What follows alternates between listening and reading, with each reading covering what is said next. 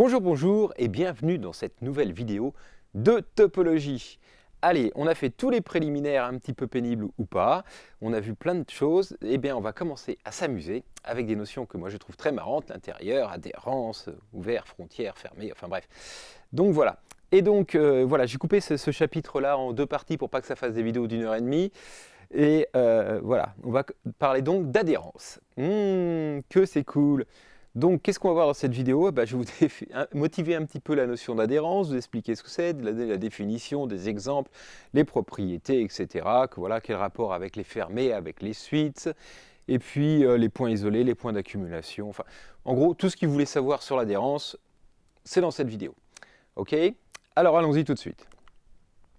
Tout d'abord, je vous fais des petits rappels de mes notations du cours de topologie. Normalement, si vous regardez cette vidéo, vous avez vu ce qui était avant, donc ça doit être évident pour vous, mais est-ce que sinon, ça ne va pas. Un petit rappel donc pour ceux qui auraient sauté topologie générale, ce qui ne serait pas bien, mais je peux comprendre. Donc une topologie en général, c'est un ensemble de parties, c'est un ensemble E, qui doit vérifier que l'ensemble vide est un ouvert, que E est un ouvert. Alors ces parties, on les appelle les ouverts de la topologie. Et donc on définit sur un ensemble des ouverts, et ça doit vérifier ses propriétés, que voilà, il y a vide et E dedans, que une réunion quelconque d'ouverts, ça doit être un ouvert, même une réunion infinie, etc. Et une intersection de deux ouverts, ça doit être un ouvert. Et donc une intersection finie d'ouverts, ça doit être un ouvert. Ok? Et donc voilà, on définit un ensemble d'ouverts comme ça. Ok? Et alors surtout, ce qui est important, c'est qu'une fois qu'on a une notion d'ouvert définie, on peut définir la notion de voisinage. Et donc si je prends un élément X dans mon ensemble E, alors on dit que V est un voisinage de X, ou que V appartient à V de X, si et seulement si il existe un ouvert T, tel que X appartient à cet ouvert et que O est inclus dans V.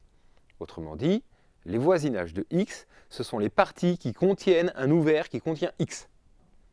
Voilà, c'est un petit peu compliqué, mais c'est ça l'idée. OK? Et une fois qu'on a la notion de voisinage, eh bien on peut faire tout ce qu'on veut en topologie. Par exemple, on définit la limite d'une suite, on dit qu'UN, une suite d'éléments de E, converge vers L, un élément de E, si et seulement si, pour tout voisinage de L, il existe un cran à partir duquel, pour tous les crans après, pour tout petit n après ce grand n, UN appartient à V. Donc l'idée c'est vous prenez L, prenez un voisinage autour de L, n'importe quel voisinage, entre guillemets aussi petit qu'on veut, au bout d'un moment, tous les termes de la suite UN sont dedans. OK? Et donc ça, on dit que UN converge vers L. Alors, attention, cette notation-là, elle est un petit peu traître, limite de UN égale L, parce que déjà, là, elle sous-entend que la suite UN peut avoir une seule limite, ce qui n'est pas forcément vrai si E n'est pas séparé. Là, voilà, si vous ne voyez pas de quoi je parle, c'est que vous n'avez pas regardé le chapitre 5, et c'est très mal. Mais bon, bref. Donc cette notation-là, elle a un petit raccourci un petit peu qui peut faire croire qu'il y a unicité de la limite, vous voyez. Mais non, on peut avoir limite de UN égale L et limite de UN égale L' avec L différent de L' parfois. Donc voilà. Donc ça, c'est plutôt UN converge vers L. Ok. Bon voilà. Alors donc, une topologie donne une notion de convergence, etc. Et alors, quels sont les exemples de topologie standard? Ok, il y a des topologies un petit peu bizarres. Vous savez, la topologie grossière, c'est quand je prends que vide et l'ensemble E. Topologie discrète, c'est quand je prends toutes les parties qui sont des ouverts. Ok, ça fait des exemples intéressants parfois, des bons contre-exemples à des certaines propriétés. Mais donc en général, quand même, la topologie qu'on regarde sur R, sur C, sur les espaces vectoriels, etc., c'est la topologie métrique. Donc on a une distance, le plus généralement la distance usuelle, vous savez, que vous connaissez. Et puis à ce moment-là, une fois qu'on a une distance, on a la notion de boule, vous savez, la boule centrée en X de rayon R, c'est l'ensemble des Y dans l'ensemble tel que la distance à X et Y est strictement plus petite que R, ça c'est une boule ouverte. Eh bien, on dit qu'une partie O est un ouvert de E, si pour tout X dans O, il existe une petite boule, enfin petite, il existe une boule centrée en X, d'accord, qui est complètement inclus dans O. Si pour tous les éléments de O, il y a une petite boule autour inclus dans O, ok, autrement dit, si O est voisinage de tous ces points, parce qu'une boule ouverte est un ouvert, bref, alors c'est un ouvert, voilà. D'accord, O doit contenir pour chacun de ces points un ouvert qui contient ce point. Et donc voilà. Donc ça c'est évidemment, alors on a vu plein d'exemples avant, je vous incite à regarder, mais les topologies usuelles sont évidemment comme ça, et puis dans un espace vectoriel normé, dès qu'on a une norme, on a une distance qui est associée à cette norme, et donc la topologie de la norme, c'est la topologie métrique associée à cette distance, Et donc voilà, donc si on a une norme, on a une topologie, si on a une distance, on a une topologie, et c'est évidemment ça qu'on regarde dans l'écrasante majorité des cas. Bon, alors maintenant, allons-y, définissons l'adhérence. Alors, considérons une fonction, par exemple de 0,1 dans R. Okay, donc le but de la topologie, je le dis, c'est de savoir si les éléments sont proches ou pas proches, etc., de calculer des limites, etc. Et donc, par exemple, une question que je peux me poser, c'est tiens, ma fonction, là, elle définit sur 0,1 ouvert, mais est-ce qu'elle tend vers une limite quand f tend vers 0? Est-ce qu'elle tend vers une limite quand f tend vers 1? D'après le dessin, on dirait que oui. Hein. Du coup, je pourrais peut-être l'étendre, donner une valeur de f0 qui n'est pas ridicule, ou une valeur de f de 1 qui soit, vous voyez, pour la rendre continue sur 0,1 fermé, ce genre de choses. D'accord? Donc c'est une question qu'on se pose. Voilà, quelle est la limite de cette fonction, la limite des valeurs de f de x quand x tend vers 0 ou 1. Mais ça ne ferait pas de sens de dire, tiens, c'est quoi la limite des valeurs f de x quand x tend vers 2? C'est quoi la limite de f en 2 ou en moins 1? Vous allez dire, non, ça ne fait pas de sens. Je veux dire, il n'y a pas de valeur proche où la fonction est définie là, donc qu'est-ce que ça peut bien vouloir dire? Vous voyez, on ne voit pas bien. Et plus généralement, imaginez que j'ai une fonction qui va dans l'ensemble E, dans l'ensemble F, et puis j'ai un petit a dans E. Pour pouvoir définir la limite de la fonction f en petit a, il faudrait bien que le domaine de définition de f, les valeurs pour lesquelles je peux calculer vraiment f, il y en ait aussi proche de a que je veux. Vous voyez, parce que si il n'y a plus de valeur proche de a, où je peux calculer f, qu'est-ce que ça veut dire la limite de f quand x tend vers a? Vous voyez, si je ne peux pas calculer quand x est proche de a, f de x. Et donc, bref, l'idée intuitive, c'est que pour pouvoir donc dire, tiens, je vais regarder ce que vaut f, la limite de f en a, autrement dit la limite de f de x quand x est proche de a, il faut qu'il existe des éléments x aussi proches que je veux de a pour lesquels je peux calculer f. Autrement dit, vu qu'on est une définition très générale, vous voyez, il n'y a pas d'histoire de distance, mais il n'y a pas d'histoire de boule, parce que je ne suppose pas qu'il existe de distance. Hein. Si je prends l'espace topologique, je fais tout avec les voisinages. Donc ça veut dire que si je prends n'importe quel voisinage de a, sous-entendu aussi petit que je veux, alors il y a des valeurs pour lesquelles je peux calculer f dans ce voisinage. Autrement dit, l'intersection entre le voisinage de A et le domaine de définition de f doit être non vide. Ok, hein, c'est ça l'idée. Donc voilà, si je prends une petite boule par exemple, ou un petit voisinage, n'importe lequel, aussi petit que je veux, ça doit rencontrer le domaine de définition de f. Ok, et donc maintenant on comprend pourquoi on définit ça comme ça, en tout cas l'idée, c'est l'adhérence de A, c'est l'ensemble des points pour lesquels je peux calculer une limite, vous voyez, l'adhérence du domaine de définition. Même si A n'est pas un domaine de définition, on définit l'adhérence comme ça, donc on prend un espace topologique, on prend une partie A inclus dans E, petit a qui est dedans, et on dit que petit a est un point adhérent à A, on peut imaginer qu'il colle A, hein, si et seulement si, pour tout voisinage de petit a, V intersection avec grand A est non vide. Tous les voisinages de petit a rencontrent grand A. Ok? Alors l'ensemble des points adhérents à A, ça s'appelle l'adhérence de A, et c'est noté A bar. Ok? Alors là, il y a une petite confusion possible, parce que A bar, pour les probabilistes, c'est le complémentaire de A. C'est l'événement contraire. Okay, alors que là, pas du tout. Et donc, il y a un souci. Moi, j'ai bien pris soin de noter le complémentaire dans le début du cours. Le complémentaire de A, c'est E privé de A, pour pas qu'il y ait de confusion. Mais méfiez-vous, entre les cours de probabilité et les cours de topo, il y a des notations standards qui se rencontrent, qui ne sont pas les mêmes. On n'y peut rien, c'est comme ça. On ne peut pas inventer tout seul des nouvelles notations. Bref. Donc attention au petit piège. La première remarque, pour bien voir que A bar, ce n'est pas du tout le complémentaire de A, c'est que A est inclus dans A bar. Oui, en effet, si je prends un voisinage de petit a, ça contient petit a. Donc si petit a, il est dans grand A, l'intersection de ce voisinage avec grand A, ça contient petit a. Donc c'est non vide. D'accord? Donc tous les voisinages de petit a, ils touchent grand A. Il y a au moins petit a dedans. Okay? Donc les éléments de A, ils sont inclus dans A bar. Okay? Et ce n'est pas forcément gênant, parce que des fois, on peut vouloir faire la limite de f pour des valeurs proches d'une valeur où elle est définie. Vous voyez, typiquement, on peut regarder, tiens, f de 0 c'est égal 2, mais si x est proche de 0, est-ce que f de x est proche de 2 ou pas? C'est justement comme ça qu'on définira la continuité en 0, vous voyez. Donc ça, c'est pas gênant. Okay, c'est pas seulement ceux qui débordent. Hein, A bar, c'est pas seul. Il y a A dedans, et puis l'idée qu'on a pour se rappeler la définition, c'est que A bar, en gros, on rajoute le bord. On va voir après que c'est pas du tout, c'est pas la seule interprétation géométrique qu'il faut avoir en tête. Mais déjà, pour se rappeler la définition, en gros, l'idée c'est ça. Okay, on a une partie A, on la grossit un petit peu, on rajoute le bord et ça devient A bar. Donc A est inclus dans A bar. Ok? C'est pour bien se rappeler ça, quoi. Hein, si je prends un point, voilà, un point, ce qui est l'adhérence, ça veut dire que, bah, en gros, même s'il n'est pas dans A, mais n'empêche qu'il faut que tout voisinage, aussi petit possible, touche A, donc il ne doit pas être bien, bien loin, vous voyez, il doit être collé à A, d'où la notion d'adhérence. Hein. Ok? Donc ce dessin est complètement faux, mais ça permet de mémoriser la définition, d'accord? Bon, ok. Alors deuxième chose hyper importante, et hyper simple aussi, mais il faut bien comprendre, c'est que si A est inclus dans B, alors A bar est inclus dans B bar. Alors ça, c'est pas du tout évident sur le dessin, mais juste, regardez, si je prends un élément qui est dans A bar, ça veut dire que n'importe lequel de ces voisinages, de ce point, touche A. Mais A, il est inclus dans B. Et B est plus grand que A. Donc tout voisinage de ce point, il touche B. Parce qu'il touche A qui sont des éléments de B. D'accord? Donc ce point-là, s'il est dans A bar, il est forcément dans B bar. C'est juste une évidence en fait. Hein. Okay? Avec la définition, bah oui. V inter A est non vide, mais A est inclus dans B. Donc V inter B est non vide. Voilà. Donc ça, c'est tout bête. Il faut bien avoir conscience de ces deux propriétés-là. Okay? On va les utiliser plein de fois. Donc c'est tout le temps vrai. Rappelez-vous, hein, quand je dis espace topologique, c'est que c'est vrai en métrique, c'est vrai avec les espaces vectoriels normés, c'est tout le temps vrai. C'est le cas le plus général. Ok? Très bien. Alors des petits exemples pour bien comprendre quand même dans R. Bon bah voilà, si je prends l'intervalle ouvert AB ou ouvert d'un côté et fermé de l'autre, bah, l'adhérence de tout ça, c'est l'intervalle fermé.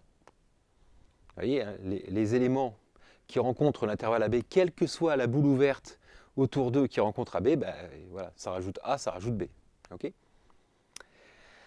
Donc ensuite, Q bar, alors c'est plus subtil, vous voyez, c'est l'adhérence de Q, bah, c'est R. Oh là là! Ben oui, alors rappelez-vous. Donc si je prends un élément n'importe où dans R, X, n'importe où, et je prends un rayon positif n'importe comment, strictement positif, donc la boule centrée en X de rayon R, c'est X moins R, X plus R. Okay? Donc voilà, ça c'est une base de voisinage, vous savez, de X. Tous les voisinages de X contiennent des boules comme ça. Et bien, n'importe quel intervalle ouvert, ça rencontre Q. Rappelez-vous, on a vu dans les préliminaires, il y a des rationnels et des irrationnels dans tous les intervalles ouverts. D'accord? Donc, bah, c'est bien dans l'adhérence de Q, ça, puisque tous les voisinages de X rencontrent Q. D'accord? Puisque tous les voisinages de X contiennent un voisinage de cette forme-là, et que tous les voisinages de cette forme-là rencontrent Q, donc tous les voisinages de X rencontrent Q. Je prends X dans R n'importe où, racine de 2, hein, tous ces voisinages contiennent des rationnels, donc il est bien dans l'adhérence des rationnels. Et donc tous les réels sont dans l'adhérence des rationnels, donc l'adhérence des rationnels c'est R. Joli, ok. Donc prenons un autre exemple, si je prends, tiens, je voulais sortir un petit peu de R, donc je prends le plan, donc je prends des segments, 0, 1, voilà, pour X, hein, X il va entre 0 et 1, des segments fermés, et puis en ordonnée à chaque fois je l'ai mis alors pour 1, pour 1 demi, pour 1 tiers, 1 quart, 1 cinquième, 1 sixième, 1 septième, vous voyez.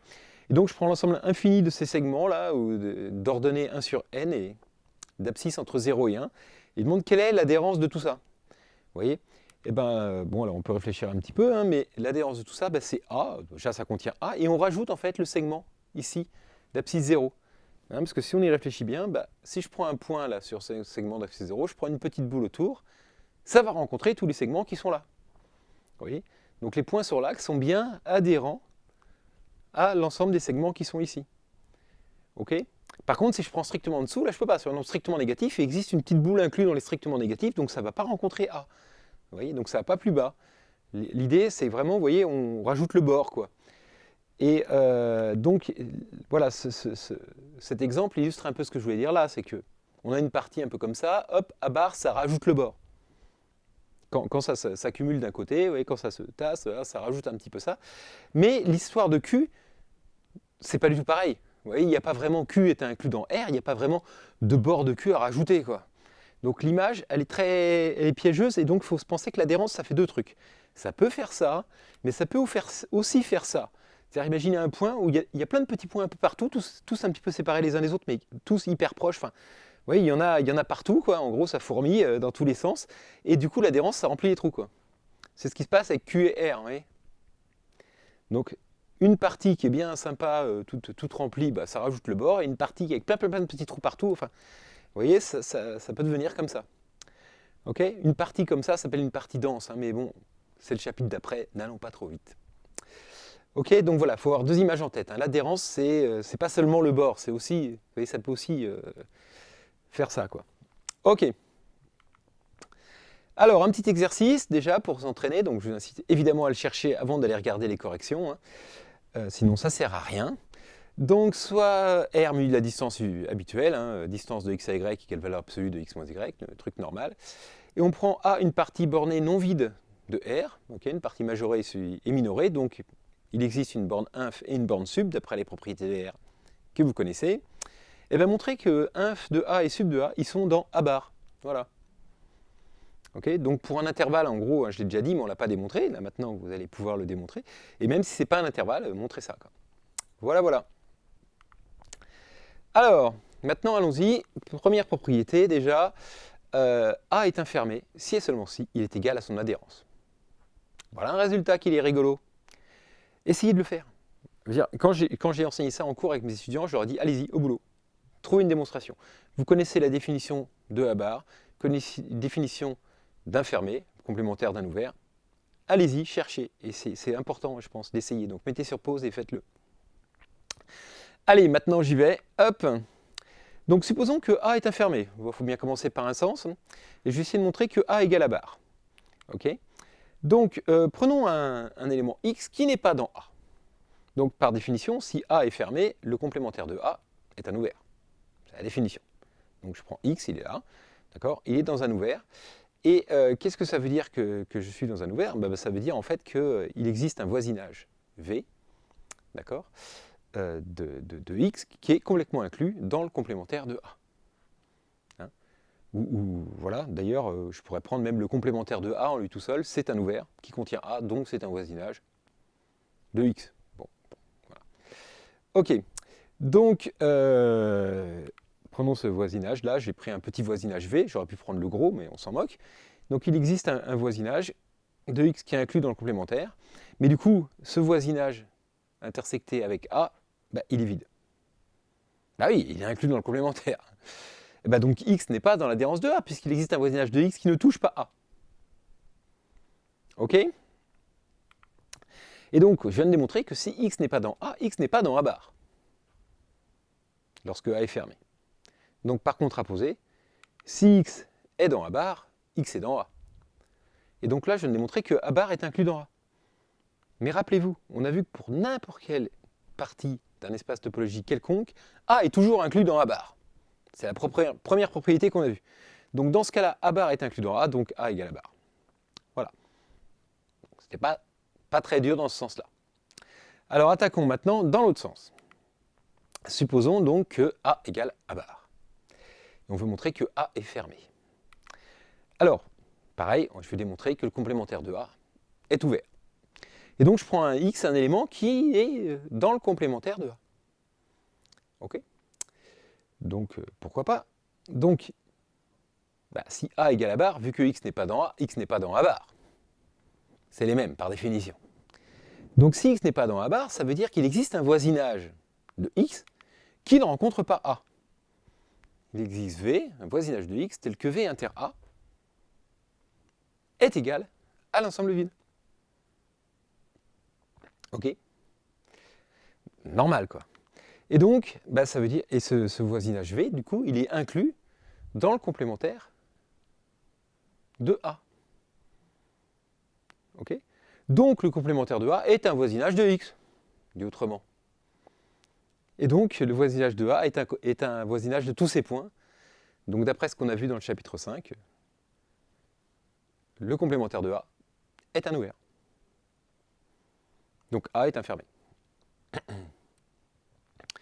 Je vous rappelle, un élément est un ouvert si et seulement si le voisinage de tous ces points. C'est une petite démonstration qu'on a fait. Et donc, voilà. Ok. Bon, jusque-là, c'est plutôt sympa. Une nouvelle caractérisation des fermés qu'on pourra peut-être utiliser dans les exos. Et voyons voir. Alors, deuxième chose importante, on a vu, si A est infermé, A égale A bar, donc A bar est infermé. Mais en fait, ça marche tout le temps.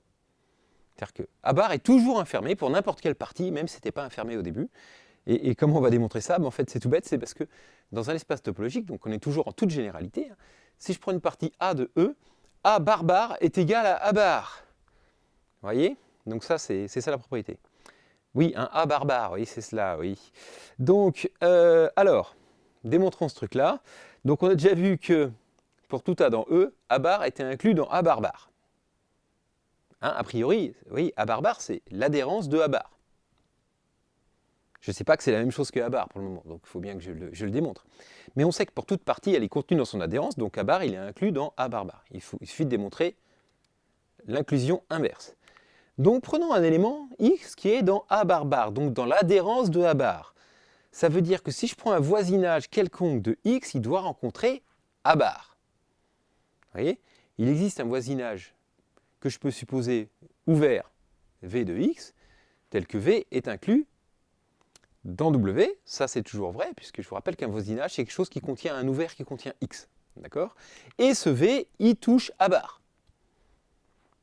Puisque X est dans l'adhérence de A bar.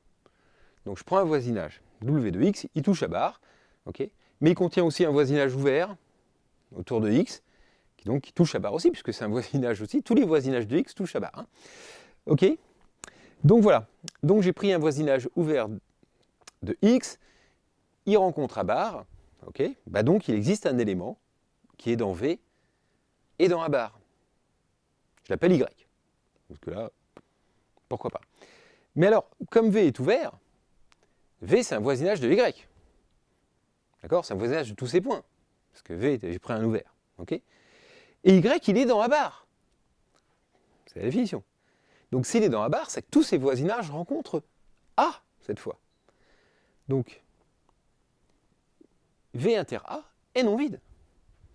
Puisque V, c'est un voisinage de Y et que Y est dans A bar. Par définition, V inter A est non vide. Mais du coup, vu que V est inclus dans W, je trouve que W inter A est non vide.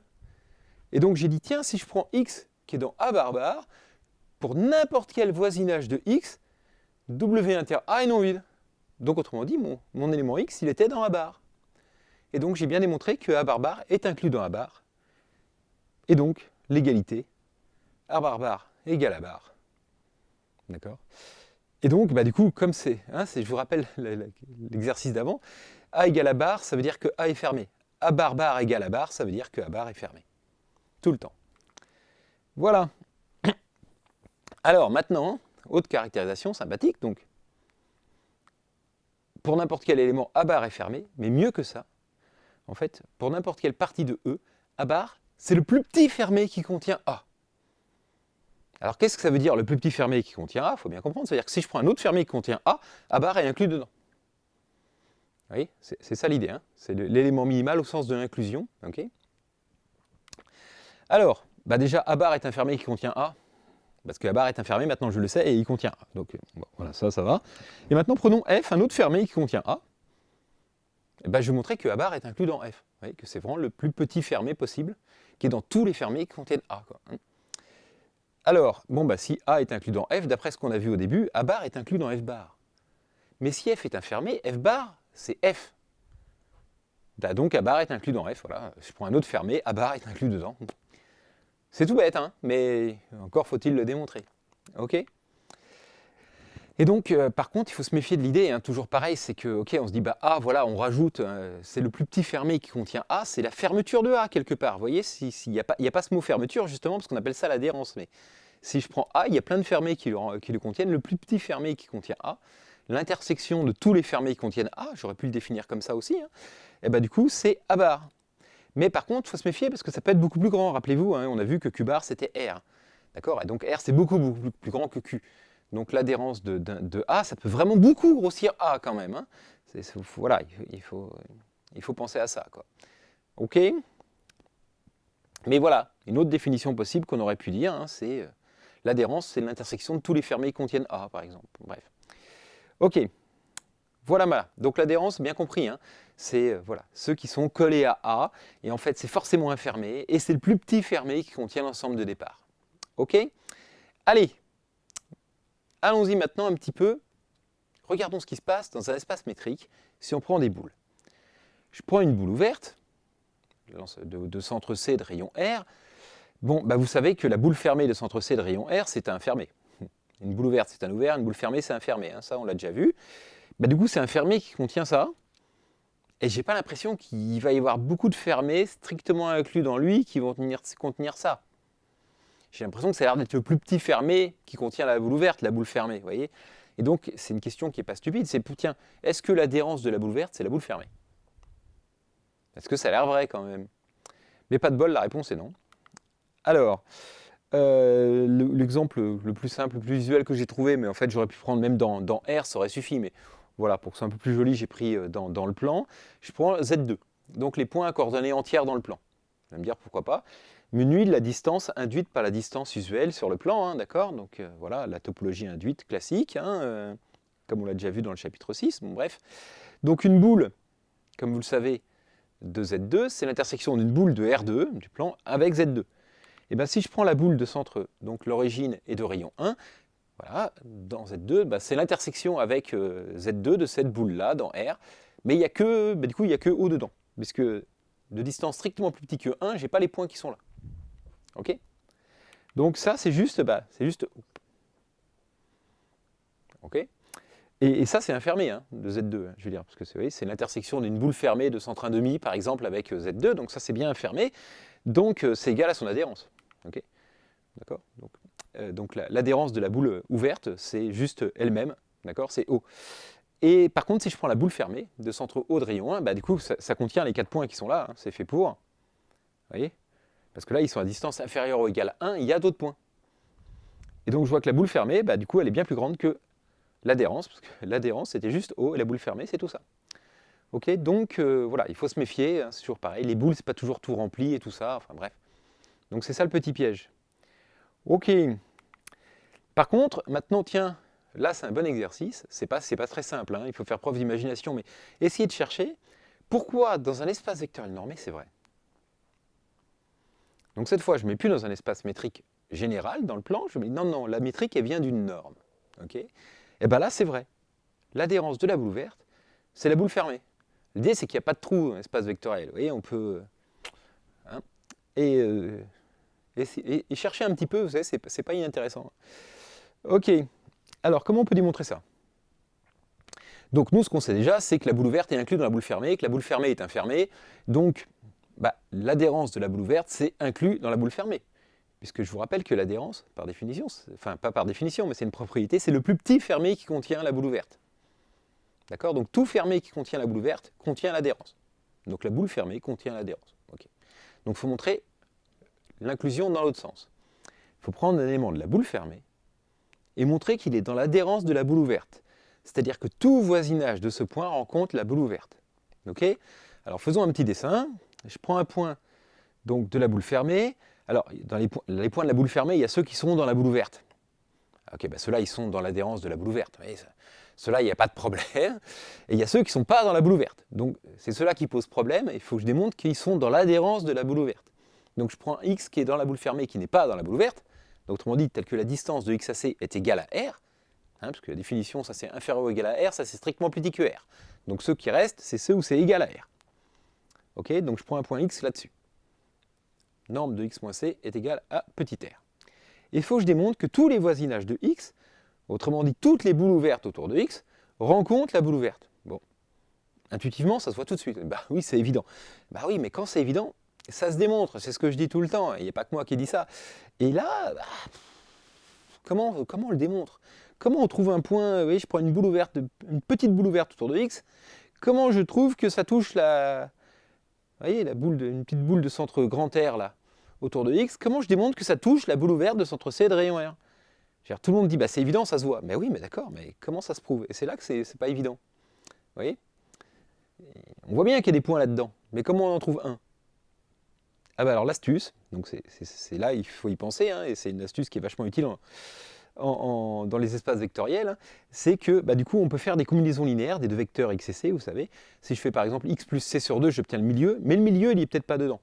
Mais après je peux faire autre chose que ça, je peux faire toutes les combinaisons linéaires 1 moins t x plus t fois c, où t est un élément de 0, 1, et ça, vous le savez ou vous le savez pas, mais en tout cas si vous ne le savez pas, c'est le moment de l'apprendre, ça décrit le segment entre c et x. Hein, quand t vaut 1,5 ça fait le milieu, mais en fait quand t se rapproche de 1, ça se rapproche de c, quand t se rapproche de 0, ça se rapproche de x, et ça décrit tout le segment des points qui sont entre c et x, Voilà, on peut tous les écrire comme ça. 1 moins tx plus tc, d'accord, pour t entre 0 et 1. Si je ferme, là, je prends 0 et 1 inclus, bah, du coup ça fera le segment fermé. Là j'ai pris le segment ouvert exprès, parce que je veux un point qui ne soit pas sur le bord. Hein. Je veux un point qui soit vraiment dans la boule ouverte. Donc je dis voilà, et ben, je vais montrer que là-dedans, dans ce segment-là, il existe une valeur de t où c'est dans les deux boules. Voilà comment je vais faire pour le trouver. Et c'est tout con. Hein. Parce que déjà, je prends un point, donc y de t, n'importe comment sur mon segment. La norme de y de t moins c, autrement dit, la distance avec c de y de t, bah, c'est toujours plus petit que petit r. Hein, c'est fait pour. Je calcule ça moins c, bah, regardez, ça fait 1 moins tx plus t moins 1c. Je peux sortir le 1 moins t qui est en facteur. Là, ça fait 1 moins tx moins 1 moins tc, donc ça fait 1 moins t norme de x moins c. Je n'ai pas mis de valeur absolue parce que t est entre 0 et 1, hein, donc 1 moins t est positif là. Okay, et puis donc, bah, du coup, norme de x moins c, c'est petit r. Okay, et donc ça fait 1 moins t petit r, et comme 1 moins t est strictement plus petit que 1, c'est strictement plus petit que petit r. Bon. Ça, c'est pour démontrer que le segment est complètement inclus dans la boule bleue. C'est pareil, c'était évident, mais voilà, ça se démontre. Si c'est évident, ça se démontre. Ok, donc lui, tous les points du segment sont dedans, donc il suffit de montrer qu'il existe un point du segment qui est dans la boule de centre x et de rayon de grand R, et j'aurai fini. Bon, bah ça, on va regarder, du coup, on prend un point y de t, on garde la différence avec x, la norme de ça, la distance entre y de t et x, norme de x moins y de t, du coup, bah, on remplace, hein. Ça fait x moins tout ça, donc x moins x, ça s'en va, ça fait tx moins tc, hein. Et norme de tx moins tc, bah pareil, je peux sortir le t, hein, il est positif, donc je ne mets pas de valeur absolue, ça fait t norme de x moins c, norme de x moins c, c'est petit r, donc ça fait t fois petit r. Ok ? Voilà, la distance entre x et y de t, c'est t fois petit r. Et ben, comment je sais qu'un bout d'un moment ce sera plus petit que grand R? Ben, il suffit que je prenne t suffisamment petit. Hein. Donc voilà, je prends t qui est plus petit que grand R sur petit r.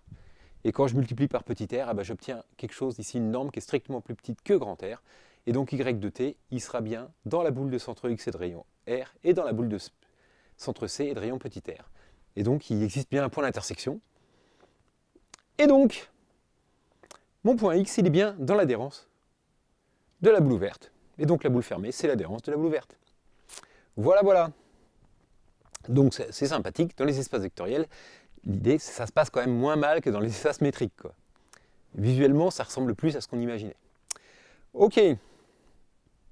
Alors, maintenant, des petites propriétés quand même de l'adhérence, hein, pour comment ça se comporte avec l'intersection, etc., etc., la réunion et tout. Donc, prenons deux parties n'importe comment dans E. Ok, jusque-là tout va bien. Eh bien, ce que je prétends, c'est que l'adhérence de l'intersection, c'est inclus dans l'intersection des adhérences. J'ai fait une belle phrase pour dire la première. Et la réunion des adhérences, c'est égal à l'adhérence de la réunion. Ok ? Donc voilà.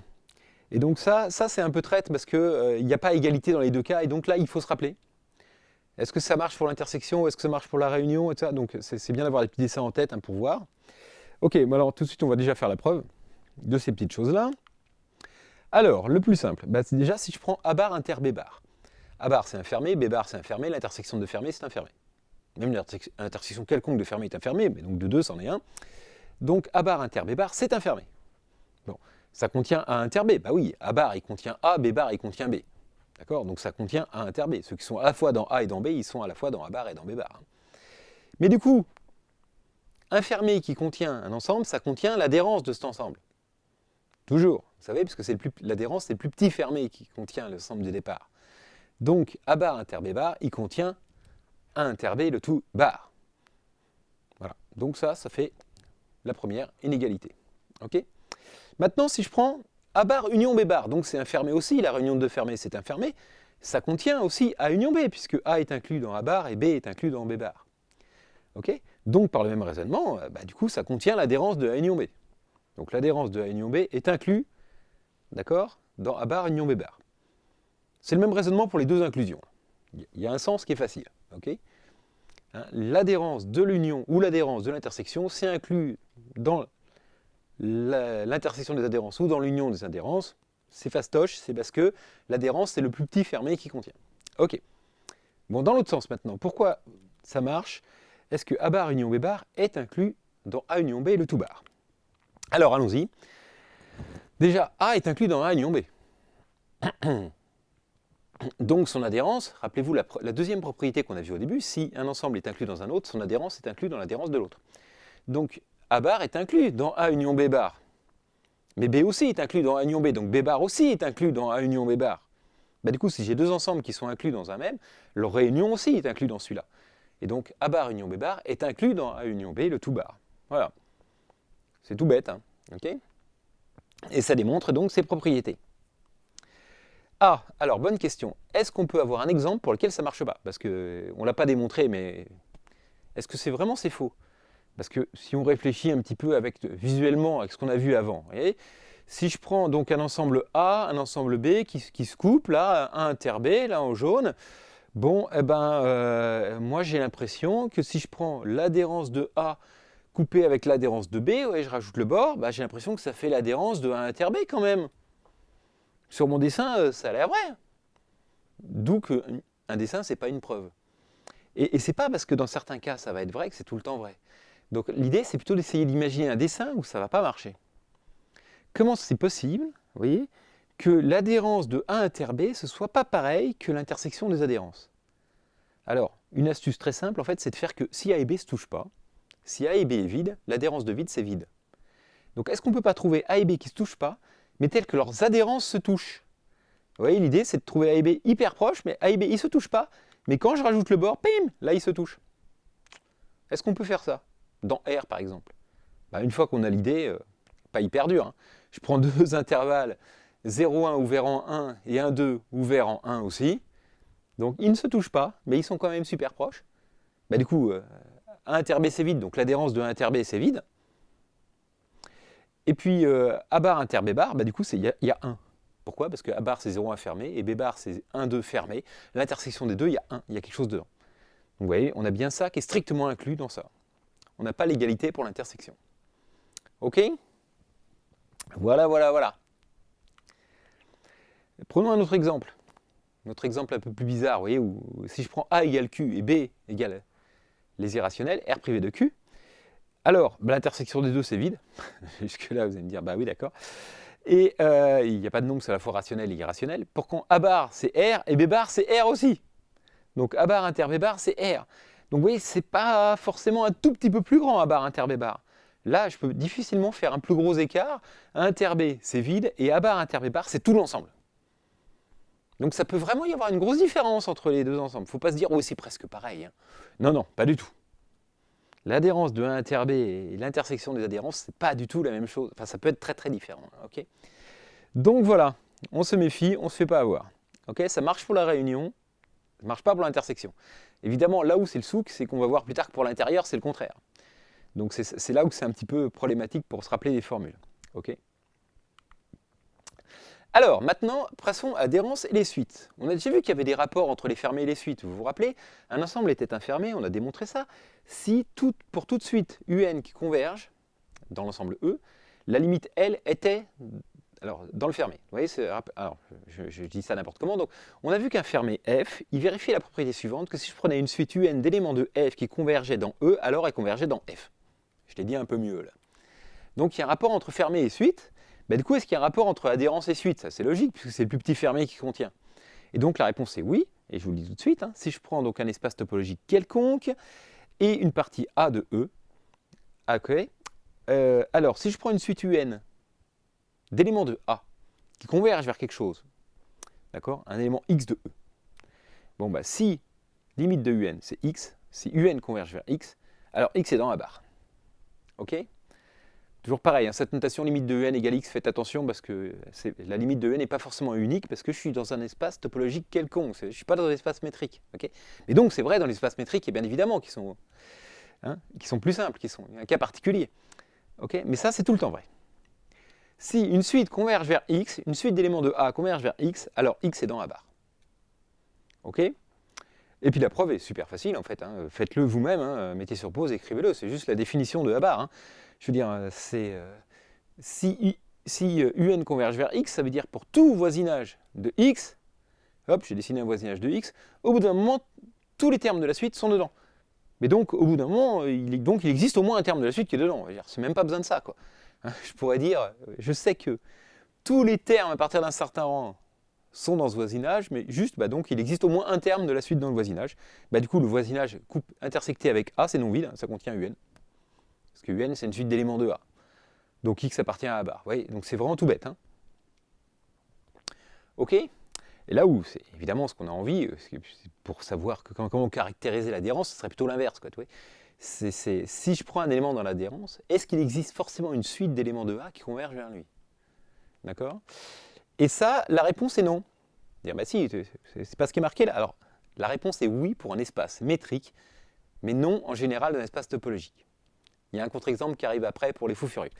Mais, donc généralement, en fait, dans des cours de topologie plus ou moins classiques, on ne traite que les espaces métriques, parce que c'est ça qui est au programme de l'agrég, hein, par exemple. De l'agrég interne, en tout cas. Hop, si on prend un espace métrique et une partie qui est dedans, alors, être dans l'adhérence, c'est équivalent à il existe une suite UN qui converge vers nous, d'éléments de A qui convergent vers lui. Okay, l'adhérence est l'ensemble des limites des suites d'éléments de A. Voilà. D'accord, donc on a la réciproque dans un espace métrique. OK? Alors, faisons-le. Donc, l'idée, c'est quoi? C'est comment on trouve une suite qui converge vers X. X, il est dans l'adhérence. D'accord? Et comment on trouve une suite? En fait, l'astuce, c'est de prendre des boules de centre X et de rayon 1 sur N. Donc, c'est des voisinages de X. Okay, et donc, comme tout voisinage de X rencontre A, puisque X est dans l'adhérence, je prends un élément UN qui est dans la boule de centre X et de rayon 1 sur N. D'accord? Et dans A. Bon, du coup, la distance de X à UN, elle est inférieure à 1 sur N, donc elle tend vers 0 quand N tend plus l'infini. Donc, la suite UN tend vers X. Okay, donc, voilà. Et donc, comment on le prouve pour un espace topologique? C'est faux. Hein, c'est le piège. Dans un espace topologique, c'est pas vrai. Alors là, la propriété qu'on... Attention, là je pars dans les coins. Honnêtement, ce que je vais dire à partir de là et des 5 prochaines minutes, c'est pas au programme, hein, c'est pour le fun. Mais la propriété qu'on utilise à des espaces métriques, en fait, cachée, qu'on ne le dit pas, et sans le dire, c'est pas qu'ils soient séparés, comme des fois, pour l'unicité de la limite, vous voyez. Non, là, ce qu'on utilise, c'est une propriété qui est qu'en fait, chaque point, X, admet une base dénombrable de voisinage. Et base de voisinage, vous savez, c'est les voisinages, il suffit de regarder pour que ça marche pour la limite. Et là, j'ai trouvé une base de voisinage qui est dénombrable. Vous voyez, donc voilà. Je ne vais pas rentrer dans les détails, donner des noms à ces ensembles-là, ça tire vraiment trop dans les coins, mais l'idée c'est ça en fait. Pour que ce soit équivalent, la vraie propriété, ce qu'il faudrait, c'est que notre ensemble E, tous les points admettent une base dénombrable de voisinage, et du coup en prenant un UN dans un élément de cette base dénombrable, inter A, on trouve une suite qui converge vers A. Ouais, mais bon, bref. Alors maintenant, pareil, donc vous oubliez, voilà, ce que j'ai dit, c'est faux pour l'espace topologique. Donc contre-exemple qu'il ne faut pas connaître, c'est vraiment pas du tout au programme, mais je sais qu'il y en a qui ont envie de savoir quand même pourquoi, comment c'est possible de trouver un ensemble, vous voyez, où on est dans l'adhérence, mais il n'y a pas de suite qui converge. C'est pas si simple quand même, vous voyez, il faut faire preuve d'imagination.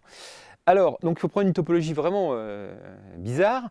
On a déjà vu dans R ou dans R2, on a vu la topologie cofinie. C'est bon, on disait, voilà, on enlève un nombre fini de points, c'est ça les ouverts. Et là, je prends la topologie codénombrable, c'est-à-dire que les fermés, c'est les ensembles finis ou dénombrables. Donc, on appelle les ensembles O plus dénombrables.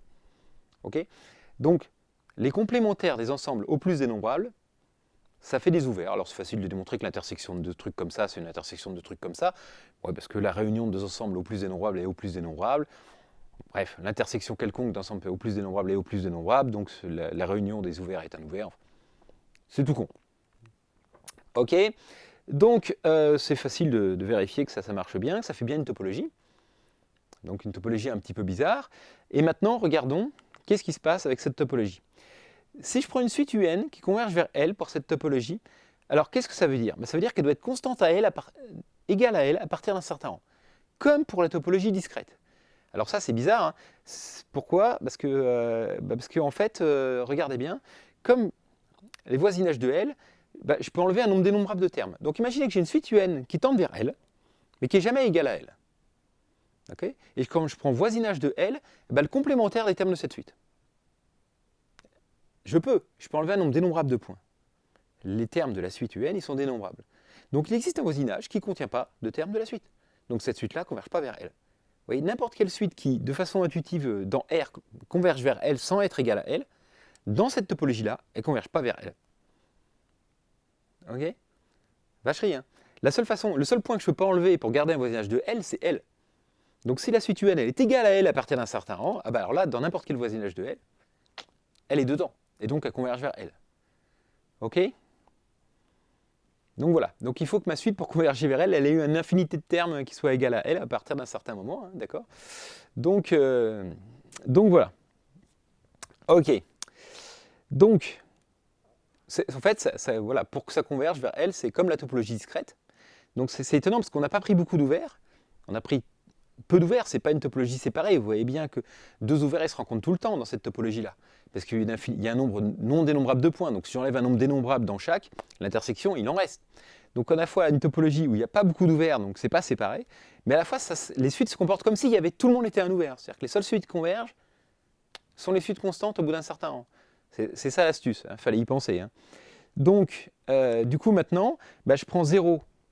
Alors pourquoi c'est dans l'adhérence de R étoile? Parce que comme je vous l'ai dit, un ouvert autour de 0, donc un voisinage de 0, ça rencontre tous les autres ouverts de tout. D'accord? Ça contient n'importe quel. Enfin, vous voyez, ça rencontre R étoile tout le temps, puisqu'un voisinage de R0, c'est R privé d'un nombre au plus dénombrable de points, donc ça rencontre R étoile.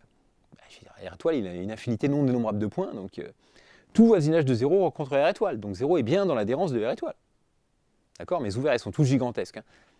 Mais du coup, il n'existe pas de suite à valeur dans R étoile qui converge vers 0, puisque les seules suites qui convergent vers 0, c'est celles qui sont constantes égales à 0 au bout d'un moment, et du coup, ils ne sont pas à valeur dans R étoile. Parce que dans R étoile, il n'y a pas 0. Vous voyez la vacherie, quoi? Donc j'ai bien 0 qui est dans l'adhérence, mais il n'y a pas de suite. D'accord? De R étoile qui converge vers 0. Bref, donc voilà, je dis que c'est vraiment, il ne fallait pas le connaître, mais c'est juste pour ceux qui étaient curieux de dire, tiens, on aimerait bien voir un exemple quand même. Je ne connais pas plus simple que ça, et je ne sais pas si ça existe, mais ouais, c'est une vacherie quand même. Ok. Allez, revenons à des choses beaucoup plus simples. Qu'est-ce que c'est qu'un point isolé? Un point isolé, c'est un point qui fait bande à part, qui est tout seul. Donc voilà, définition, c'est-à-dire qu'il existe un petit voisinage autour de x qui ne rencontre pas du tout A. Okay, et donc, je prends un espace topologique, je prends A, une partie de E, et x qui est dans A. L'astuce, c'est que x, il est dans A, là. A, c'est tout le bleu, là, plus le petit point qui est là. Vous voyez? C'est pour ça que c'est un point isolé de A. Il est dans A, mais il est loin de ses copains. Ouh. Bref. Donc, on dit que x est un point isolé de A s'il existe un ouvert, donc dans la topologie, tel que l'intersection de cet ouvert avec A, c'est juste x. D'accord? Autrement dit, rappelez-vous ce qu'on a vu sur la topologie induite, ça veut dire que le singleton x, c'est un ouvert de A. Ok? Voilà, donc un point isolé, c'est ça, c'est un point comme ça, tel que il est bien dans A, hein, c'est un point, d'accord, mais il est loin de tous ses camarades. Alors si je prends un petit exemple, si je prends E égale R et A l'ensemble des 1 sur N, donc 1, 1 demi, 1 tiers, 1 quart, 1 cinquième, etc., etc. Alors, c'est quoi les points isolés de A? En fait, c'est tout le monde. Parce que n'importe quel point, là, même aussi loin que je veux, là, il y a un petit intervalle autour, une petite boule ouverte, qui ne rencontre pas d'autres.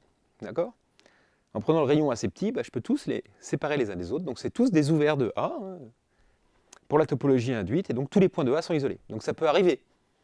Vous voyez, parce qu'on pourrait se dire tous les points de A isolés, c'est qu'ils sont tous séparés les uns des autres et tout. Non, alors, ils peuvent s'agglutiner tout en restant isolés. C'est juste pour donner une image un petit peu différente, vous voyez.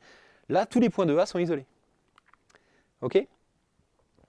Alors, on a vu qu'un ensemble discret, c'est un ensemble sur lequel la topologie était la topologie discrète, hein, c'est-à-dire toutes les parties étaient des ouverts, mais une autre façon de le visualiser, qui est peut-être plus standard, peut-être que les gens visualisent mieux, c'est qu'en fait un ensemble discret, c'est seulement si tous ces points sont isolés. Ok? Bon, la preuve est stupide, hein, parce qu'on vient de le voir, A est un point isolé, ça veut dire qu'il existe un ouvert O tel que O inter A égale à singleton A, donc que le singleton A est un ouvert de A pour la topologie induite, et donc si tous les points de A sont isolés, tous les singletons A sont des ouverts pour la topologie induite, et donc toutes les parties de A sont des ouverts.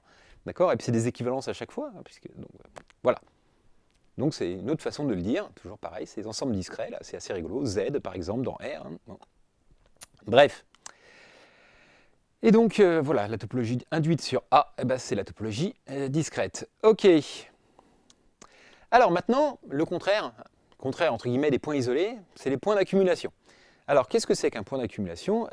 Donc je prends un espace topologique, dans le cadre le plus général, une partie A dans E et X un élément de E. On dit que X est un point d'accumulation de A, si et seulement si, quel que soit V appartenant au voisinage de X, V privé de X inter A est non vide. Donc ça veut dire que X, bien évidemment, il est dans l'adhérence de A, tous ses voisinages touchent A, mais il y a autre chose que X dedans. D'accord? C'est, voilà, c'est pas juste X. Il en reste. Ok. Il y a une notion un peu plus subtile qui dit si ça c'est infini, on appelle ça des points limites, tout ça. Mais bon, non, je ne vais pas rentrer trop dans les détails. Donc voilà. Soit les points d'accumulation, c'est ceux où l'intersection des voisinages avec A, c'est autre chose que juste eux-mêmes. Donc c'est ceux qui ne sont pas isolés en fait. Hein. Les points de A bar qui ne sont pas isolés. Donc voilà, prenons par exemple si A c'est l'intervalle 0,1 ouvert, l'ensemble des points d'accumulation de A c'est 0,1 fermé. Vous voyez, hein, tout cela, tous les voisinages de 0,1 fermé rencontrent l'intervalle ouvert en autre chose qu'eux-mêmes. Hein, okay. Et par contre, si je prends les 1 sur n, du coup, là, n appartient à L. Donc, quels sont les points d'accumulation de A? Tous les points de A sont isolés. Oui, mais alors attention, hein, les points d'accumulation de A, ce n'est pas des points de A. Il y a une petite subtilité. D'accord? Parce que là, vous pourriez me dire, c'est vide du coup. Alors non, parce que les points isolés, c'est des points de A qui vérifient une propriété. Les points d'accumulation, c'est des points de A bar qui vérifient une propriété. Vous voyez, X, attention, X, un point d'accumulation de A, ça ne veut pas dire qu'il est dans A. C'est ça la subtilité. X est dans E, mais tous ces voisinages touchent A en un autre point que lui-même. D'accord, donc là, il y en a en fait. Vous avez compris? Oui, en fait, il y a 0. Hein. Les points d'accumulation de A, c'est 0. Okay, parce que là, si je prends effectivement 0, tout intervalle de la forme moins R plus R rencontre A, en autre chose que 0. En 1 sur n, tel que n est suffisamment grand, hein, d'accord? Et donc, voilà, je voulais vous expliquer cette petite subtilité-là. Ok, donc maintenant, voilà, si je prends un espace topologique, si je prends les points d'accumulation de A, union les points isolés de A, ça fait A bar. D'accord? Les points isolés de A, ils sont forcément dans A, mais ils sont dans A bar. Voilà. Il y a deux choix en fait. Hein. Vous voyez, quand on est dans A bar, soit l'intersection d'un voisinage avec A, c'est que nous, soit c'est pas que nous. En tout cas, c'est jamais vide. Et voilà. Soit il n'y a que X, soit il n'y a pas X. Ok. Enfin, soit il n'y a pas que X. Ok. Très bien. Alors, dans un espace vectoriel normé, maintenant, une petite propriété qui est sympathique. Si je prends donc F, un sous-espace vectoriel de E, ok, alors F bar est également un sous-espace vectoriel de E. Bon, alors vous allez me dire, attendez, si F est un sous-espace vectoriel de dimension finie, c'est évident, parce qu'on a déjà vu, rappelez-vous. Alors, on ne l'a pas démontré encore. On l'a démontré que si E était de dimension finie et dont la norme était euclidienne, exercice sur le chapitre 3, on a vu que forcément les sous-espaces vectoriels étaient tout le temps fermés. Donc F égale F bar. Mais je vous ai dit que c'était vrai en général, déjà, comme toutes les normes sont équivalentes, ce qu'on n'a pas encore prouvé, c'est vrai pour tous les espaces vectoriels de dimension finie, ok, E, mais même plus, mieux, ce qu'on démontrera avec la compacité, donc dans longtemps, c'est que si F est de dimension finie, c'est un sous-espace vectoriel de E de dimension finie, c'est juste F qui est de dimension finie, et pas forcément E, alors F est fermé. Les sous-espaces vectoriels de dimension finie d'un espace vectoriel normé quelconque sont toujours fermés, donc F égale F bar. Donc cet énoncé, il n'a de sens, de nouveauté, que si F est lui-même de dimension infinie. D'accord? Bon, je ne vais pas l'utiliser du tout dans la preuve, hein. Je vais faire une preuve dans le cas complètement général, on va voir que c'est tout bête. Hein. D'ailleurs, vous pouvez essayer de le faire si vous voulez, mais en mettant sur pause, mais voilà. C'est juste pour vous dire, dans le cas de dimension finie, on l'a déjà vu, puisqu'un espace vectoriel de dimension finie, c'est infermé. Alors déjà, on sait que F est inclus dans F bar, bon d'accord, et donc F bar est non vide. Hein, on veut montrer que F bar est un sous-espace vectoriel de E, donc il faut montrer qu'il est non vide et stable par combinaison linéaire, vous savez. D'accord? Donc comme F est un sous-espace vectoriel, il est non vide, F est inclus dans F bar, donc F bar est non vide, et maintenant il faut montrer qu'il est stable par combinaison linéaire. Donc on prend soit XY dans F bar, lambda, un élément du corps, c'est R ou C, hein, quelconque, et je vais montrer que lambda X plus Y est un élément de F bar. Et pour ça, je vais utiliser la caractérisation par les suites. Okay? Comme x, y sont dans F bar, d'après ce qu'on a vu avant, comme on est dans un espace métrique, un espace vectoriel normé, c'est un cas particulier, il existe des suites xn et yn, telles que la suite xn tend vers x et la suite yn tend vers y. Ça, on le sait. D'accord? Une suite d'éléments de F qui convergent vers les éléments de F bar. Parce que là, tout va bien.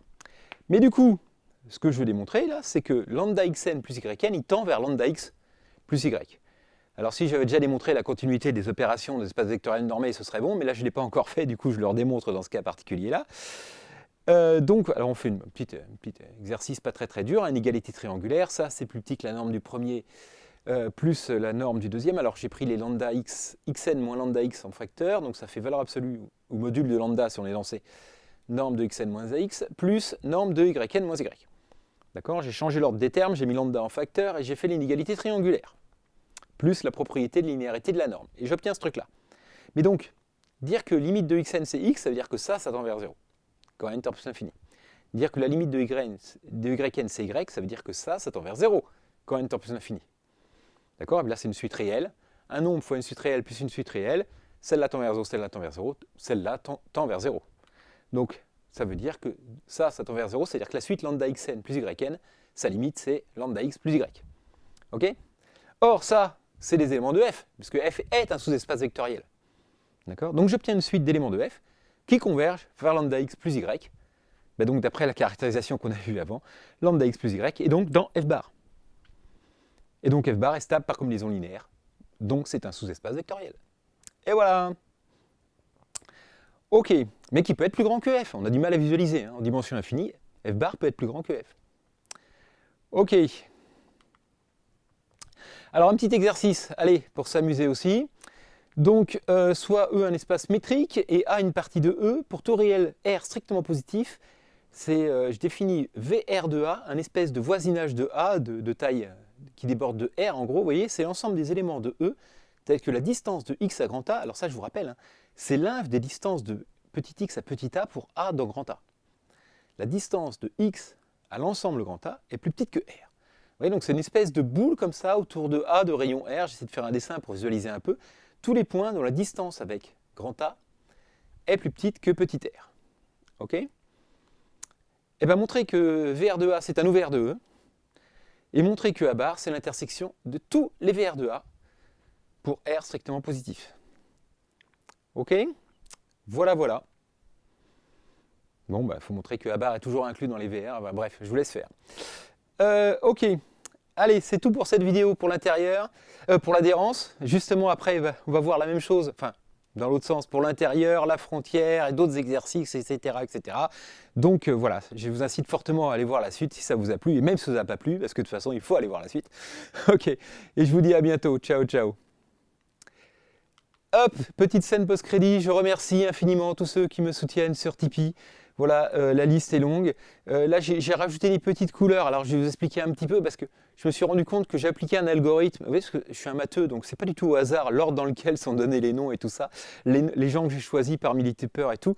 Alors, je vous explique un petit peu comment je fais. Tiens, j'en profite là pour une fois. Hein, c'est pour récompenser ceux qui tiennent jusqu'au bout.